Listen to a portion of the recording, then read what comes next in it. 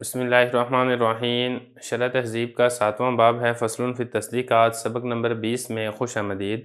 آج کے سبق کے اندر ہم وقتیہ اور منتشرہ کے بارے میں پڑھیں گے۔ عبارت دیکھ لیں، والوقتیۃ والمنتشرۃ لما قیدت الوقتیۃ المطلقۃ والمنتشرۃ المطلقۃ باللادوام الذاتی حذف من اسمیہا لفظ الاطلاق فسمیت الاولی وقتیۃ والثانیۃ منتشرۃ فالوقتیۃ ہی الوقتیۃ المطلقۃ المقیدۃ باللادوام الذاتی نحو کل قمر منخسف بالضرورۃ وقت الحیلولۃ لا دائمہ ای لا شیء من القمر بمنخسف بالفعل والمنتشرۃ ہی المنتشرۃ المطلقۃ المقیدۃ باللادوام الذاتی نحو قولنا لا شیء من الانسان بمتنفس بالضرورۃ وقت ما لا دائمہ ای کل انسان متنفس بالفعل۔ ترجمہ دیکھ لیں، وقتیہ اور منتشرہ، جب وقتیہ مطلقہ کو مقید کیا جائے اور منتشرہ مطلقہ کو مقید کیا جائے لادوام ذاتی کے ساتھ، اور ان دونوں کے ناموں سے حذف کر دیا جائے گا اطلاق کا لفظ، نام رکھا جائے گا پہلے کا وقتیہ اور دوسرے کا منتشرہ۔ وقتیہ یہ وقتیہ مطلقہ ہوتا ہے جس کو لادوام ذاتی کے ساتھ مقید کیا جائے، جیسے کل قمر منخسف بالضرورۃ وقت الحیلولۃ لا دائمہ ای لا شیء من القمر بمنخسف بالفعل۔ اور منتشرہ یہ منتشرہ مطلقہ ہوتا ہے جسے لادوام ذاتی کے ساتھ مقید کیا جاتا ہے، جیسے کہ ہمارا کو لا شیء من الانسان۔ عبارت ہو چکی ہے، ترجمہ ہو چکا ہے، اب چلتے ہیں اس کی تشریح کی طرف۔ قضیہ مرکبہ کے بارے میں ہم پڑھ رہے ہیں، 2 قضیہ مرکبہ ہم پڑھ چکے ہیں۔ اس کے اندر ہم نے پہلا قضیہ مرکبہ جو پڑھا تھا وہ تھا مشروطہ خاصہ، دوسرا ہم نے پڑھا تھا عرفیہ خاصہ۔ میں آپ کو بتا چکا تھا کہ مطلقہ عامہ یہ 5 قضایہ کے ساتھ ملتا ہے اور قضیہ مرکبہ تیار ہوتا ہے۔ 2 قضیے مکمل ہو چکے ہیں۔ آج کے سبق کے اندر ہم وقتیہ اور منتشرہ کے بارے میں پڑھیں گے۔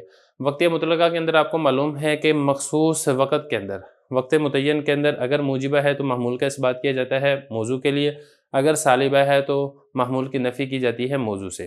یہ ہوتا ہے وقتیہ مطلقہ کے اندر۔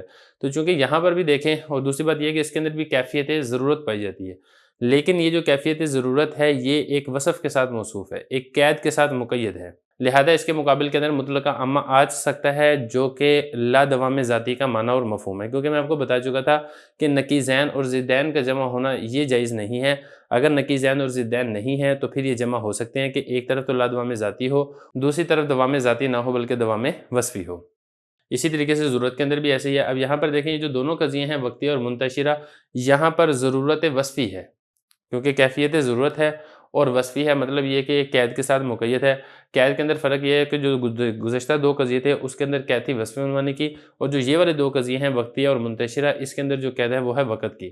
وقتیہ کے اندر ہوتا ہے وقت مقرر اور وقت متعین، اور منتشرہ کے اندر وقت ہوتا ہے وقت غیر متعین۔ تو قید دونوں جگہ پر ہے، ایک جگہ پر معین وقت کی قید ہے، دوسری جگہ پر غیر متعین وقت کی قید ہے، لہذا یہاں پر جو ضرورت ہے ضرورت ذاتی نہیں ہے بلکہ ضرورت وصفی ہے، تو اس کے مقابلے کے اندر لا دوام ذاتی آ سکتا ہے اور یہ دونوں جمع ہو سکتے ہیں۔ اب یہ جو پہلا قضیہ ہے، اگر یہ موجبہ ہو تو پورے قضیے کا نام موجبہ رکھا جائے گا، جیسے کہ میں آپ کو بتا چکا ہوں، اور لا دائمن سے جس قضیے کی طرف اشارہ ہوگا وہ قضیے کی طرف اشارہ ہوگا سالبہ کی طرف۔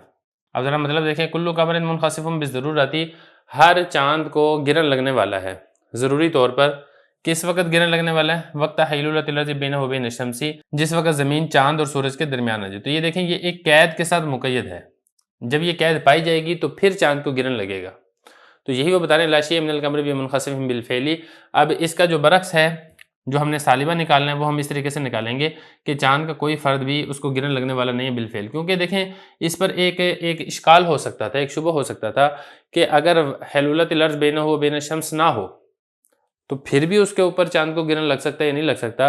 تو اسی اعتراض کو دور کرنے کے لیے لا دائمہ کہہ کے مطلقہ عامہ قضیے کی طرف اشارہ کر دیا کہ نہیں، ایسی بات نہیں ہے، ایسا ممکن ہے کہ چاند کا فرد ہو اور اس کو 3 زمانوں میں سے کسی ایک زمانے کے اندر گرن لگ رہا ہو۔ ظاہر ہے جب 3 زمانوں میں سے کسی ایک زمانے میں گرن لگے گا تو پھر ایسا زمانہ بھی پایا جائے گا جس کے اندر گرن نہیں لگے گا۔ تو جو آپ سمجھ رہے ہیں کہ چاند کو ہر زمانے کے اندر ہی گرن لگے گا، یہ آپ کی سوچ درست نہیں ہے۔ تو اس شبے کو دور کرنے کے لیے لا دائمہ سے دوسرے قضیے کی طرف اشارہ کر دیا، اور یہ جو پورا قضیہ ہے یہ قضیہ مرکبہ بن گیا۔ اور لا دائمہ سے پھر وہی والی بات ہے کہ کیفیت کے اندر مخالفت ہوگی، کمیت کے اندر موافقت ہوگی۔ جب ہم نے پہلا قضیہ موجبہ ہے جو کہ مذکور ہے، تو دوسرا قضیہ جس کی طرف لا دائمہ سے اشارہ کیا جا رہا ہے وہ سالبہ ہوگا۔ تو اس طریقے سے جو دونوں قضیے ہیں وہ کیفیت میں مخالف ہوں گے، کمیت میں موافق ہیں، کیونکہ پہلا قضیہ یہ بھی وہ کلیہ ہے، دوسرا قضیہ یہ بھی کلیہ ہے۔ فرق صرف اس اعتبار سے ہے کہ ایک موجبہ اور دوسرا سالبہ ہے۔ بالکل اسی طریقے سے آپ اس کے برعکس بھی کر سکتے ہیں، یعنی جو پہلا قضیہ ہے وہ سالبہ ہو۔ کون سا قضیہ؟ یہ وقتیہ کے بارے میں بات ہو رہی ہے، وقتیہ مطلقہ کے بارے میں۔ جب اس کے ساتھ آپ لا دائمہ کی قید لگائیں گے تو پھر اس سے جس قضیے کی طرف اشارہ ہوگا وہ قضیہ ہوگا موجبہ۔ تو لا شیء من القمر بمنخسف بضرورت وقت تربیح، وقت تربیح میں آپ کو بتا چکا ہوں جس وقت زمین چاند اور سورج کے درمیان نہ ہو اس کو وقت تربیح کہا جاتا ہے۔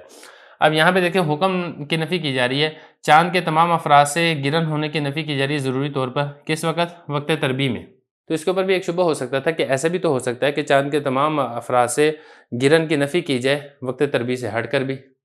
تو اسی شبے کے ازالے کرنے کے لیے ہم نے لا دائمہ کہہ کے مطلقہ عامہ قضیہ یعنی کلو قمر منخسف بالفعل یہ نکال دیا کہ نہیں ایسی بات نہیں ہے، جب وقت تربیح ہوگا تب تو آپ چاند گرن کی نفی کریں گے، اگر وقت تربیح نہیں ہے تو پھر عین ممکن ہے کہ چاند کا تمام افراد وہ 3 زمانوں میں سے کسی ایک زمانے میں اس کو گرن لگے اور کسی زمانے میں اس کو گرن نہ لگے۔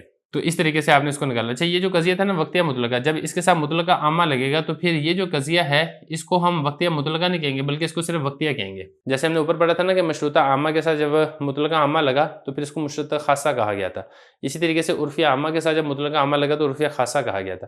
اسی طرح جب وقتیہ مطلقہ کے ساتھ مطلقہ عامہ لگے گا تو یہ وقتیہ مطلقہ نہیں رہے گا بلکہ یہ وقتیہ صرف رہ جائے گا۔ اب مطلقہ کیوں نہیں رہے گا؟ کیونکہ دیکھیں مطلقہ کا مطلب یہ ہوتا ہے کہ جو کسی قید کے ساتھ مقید نہ ہو، جبکہ یہاں پر آپ نے قید لگا دی نا لا دائمن کی، تو جب لا دائمن کی آپ نے قید لگائی ہے تو وقتیہ مطلقہ کا جو اطلاق تھا اطلاق ختم ہو گیا، تو جب اطلاق ختم ہو گیا تو پھر یہ صرف وقتیہ باقی رہ گیا۔ اسی طریقے سے منتشرہ میں بھی ایسے ہی ہے۔ دیکھیں ذرا یہ بتا رہے ہیں کہ جو وقتیہ اور منتشرہ، جب وقتیہ مطلقہ کو مقید کیا گیا لادوام ذاتی کے ساتھ، اسی طریقے سے جب منتشرہ مطلقہ کو مقید کیا گیا لادوام ذاتی کے ساتھ تو ان دونوں کے ناموں سے اطلاق کا لفظ حذف ہو جائے گا۔ جیسے وقتیہ مطلقہ میں نے آپ کو بتایا نا کہ مطلقہ عامہ کے ساتھ مل کر رہے گا تو قضیہ مرکبہ جو تیار ہوگا اس کو صرف وقتیہ کہا جائے گا۔ اسی طریقے سے منتشرہ مطلقہ کے اندر بھی ایسے ہی ہے، کیونکہ لا دائمن کی قید جیسے یہاں پر لگ رہی ہے وقتیہ میں بالکل ایسے ہی منتشرہ مطلقہ میں بھی لگے گی۔ تو جب لا دائمن کی قید لگے گی تو منتشرہ مطلقہ بھی مطلقہ نہیں رہے گا، کیونکہ قید لگ گئی نا، مقیدہ ہو گیا۔ تو جب قید لگی ہے تو اطلاق اس کا ختم ہو چکا ہے، تو منتشرہ مطلقہ کو بھی آپ منتشرہ مطلقہ نہیں کہیں گے بلکہ آپ اس کو صرف منتشرہ کہیں گے۔ تو یہ کہہ رہے ہیں کہ جب ان دونوں قضیوں کو لادوام ذاتی کے ساتھ مقید کریں گے تو ان دونوں کے ناموں سے اطلاق کا لفظ حذف ہو جائے گا۔ پہلے کا نام ہوگا صرف وقتیہ اور دوسرے کا نام ہوگا صرف منتشرہ۔ اب دونوں کے بارے میں بتا رہے ہیں کہ وقتیہ جو قضیہ مرکبہ ہے یہ وہ وقتیہ ہوتا ہے جو وقتیہ مطلقہ ہو جس کو لادوام ذاتی کے ساتھ مقید کیا جائے، جیسے کلو قبر منخسف بضرورت وقت الحیلولۃ لا دائمہ۔ لا دائمہ جو ہے یہ دوسرا قضیہ ہوگا جس کی طرف اشارہ کیا جا رہا ہے، یعنی لا شیء من القبر بمنخسف بالفعل۔ تو یہاں تک ہو گیا وقتیہ۔ آگے منتشرہ بتا رہے ہیں، منتشرہ کی بھی مثال سمجھ لیں تاکہ بات سمجھنی مزید آسان ہو جائے۔ منتشرہ کے اندر بھی ایسے ہوگا کہ اگر پہلا قضیہ موجبہ ہے تو جب آپ لا دائمہ لگائیں گے اس کے ساتھ تو پھر اس سے اشارہ ہوگا سالبہ کی طرف۔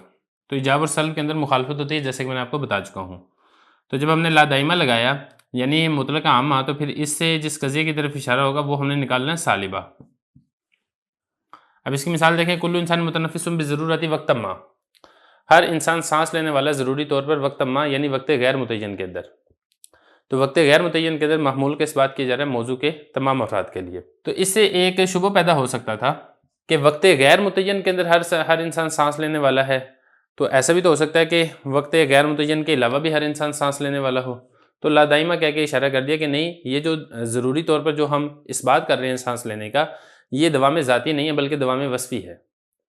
جب ایک قید لگے گی اس کے ساتھ وقت ما تب تو ہر انسان سانس لینے والا ہے، اگر یہ قید نہیں لگے گی وقت ما والی تو پھر انسان کا کوئی فرد بھی بالفعل سانس لینے والا نہیں ہے، یعنی 3 زمانوں میں سے کسی ایک زمانے میں کسی زمانے میں سانس لے گا اور کسی زمانے میں سانس نہیں لے گا۔ اسی طریقے سے سالبہ میں بھی ایسے ہی ہوگا، اگر پہلا قضیہ یعنی جو منتشرہ ہے اگر وہ سالبہ ہو، جب آپ اس کے ساتھ لا دائمہ کی قید لگائیں گے، دوام ذاتی کا جب آپ انکار کر دیں گے تو لا دائمہ سے جس قضیے کی طرف آپ اشارہ کریں گے اس کا موجبہ ہونا ضروری ہے۔ جیسے کہ مثال دیکھیں نا، لا شیء من الانسان بمتنفس بضرورت، انسان کے تمام افراد سے تنفس سانس لینے کی نفی کی جا رہی ہے ضروری طور پر وقت غیر متعین میں، تو وقت غیر متعین کے اندر۔ تو مطلب یہ کہ تمام افراد سے جو محمول کے انکار کیا جا رہا ہے، یہ جو انکار ہے یہ ذاتی نہیں ہے بلکہ وصفی ہے۔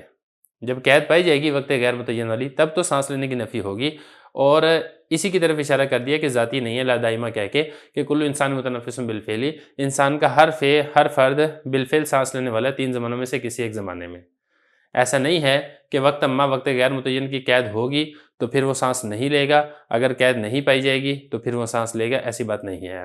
اچھا، اس میں بھی وہی والی بات ہے کہ یہ جو منتشرہ مطلقہ تھا، جب اس کے ساتھ آپ نے مطلقہ عامہ لا دائمہ کی قید لگا دی تو پھر یہ منتشرہ مطلقہ نہیں رہے گا بلکہ اکیلا منتشرہ بن جائے گا، کیونکہ مطلقہ یعنی جو اس کا اطلاق تھا وہ لا دائمہ والی قید سے ختم ہو چکا ہے، کیونکہ اطلاق کا مطلب ہی وہ ہوتا ہے جو کسی قید کے ساتھ مقید نہ ہو۔ یہ بتا دیں کہ منتشرہ، یہ منتشرہ مطلقہ ہوتا ہے جسے مقید کیا جائے لادوام ذاتی کے ساتھ، جیسے ہمارا قول لا شیء من الانسان بمتنفس بضرورت وقت ما لا دائمہ۔ اب لا دائمہ سے جس قضیے کی طرف اشارہ ہوگا وہ یہ ہے کل انسان متنفس بالفعل۔ تو یہاں پر بھی وہی والا کام کیا انہوں نے کہ جب انہوں نے مثال دی تھی اس کی وقتیہ کی تو انہوں نے مثال دی تھی موجبہ کی، اور جب منتشرہ کی مثال دی تو انہوں نے مثال دی سالبہ کی۔ لیکن ایسا ضروری نہیں ہے، دونوں جگہ پر موجبہ اور سالبہ ہو سکتے ہیں، وقتیہ کے اندر بھی موجبہ اور سالبہ ہو سکتے ہیں جیسے کہ میں آپ کو بتا چکا ہوں، منتشرہ میں بھی اسی طریقے سے موجبہ اور سالبہ ہو سکتے ہیں۔ تو خلاصہ یہ ہے کہ ہم نے جو مرکبات ہیں، مرکبات قضائیہ میں سے 4 قضیے ہم پڑھ چکے ہیں۔ ان میں سے ایک قضیہ ہم نے پڑھ لیا مشروطہ خاصہ، دوسرا قضیہ ہم نے پڑھ لیا عرفیہ خاصہ، تیسرا قضیہ ہم نے پڑھ لیا وقتیہ، اور چوتھا قضیہ ہم نے پڑھ لیا منتشرہ۔ اور میں آپ کو بتا چکا ہوں کہ مطلقہ عامہ ایک 5ویں قضیہ مطلقہ عامہ کے ساتھ بھی لگتا ہے، وہ ہم انشاءاللہ آگے چل کے پڑھ لیں گے۔ اور ذرا عبارت دیکھیں متن کی، کہہ رہے ہیں کہ عامہ کے دونوں قضیے، کون سے عامہ کے دونوں قضیے؟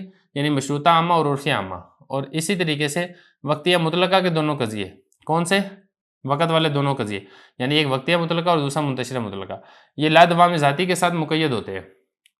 جب لادوام ذاتی کے ساتھ مقید ہوں گے تو اگر مشروطہ عامہ مقید ہوا ہے تو اس کا نام ہوگا مشروطہ خاصہ، پہلا قضیہ، عرفیہ عامہ اگر مقید ہوا ہے تو اس کا نام ہوگا عرفیہ خاصہ، یہ دوسرا قضیہ، وقتیہ مطلقہ اگر مقید ہوا ہے تو اس کا نام ہوگا وقتیہ، یہ تیسرا قضیہ، منتشرہ مطلقہ اگر مقید ہوا ہے تو اس کا نام ہوگا منتشرہ اکیلا، یعنی مطلقہ نہیں باقی رہے گا۔ تو 4 قضیے ہمارے ہو چکے ہیں، اسی طریقے سے جو 5واں قضیہ وہ انشاءاللہ 1-2 سبق کے بعد آئے گا۔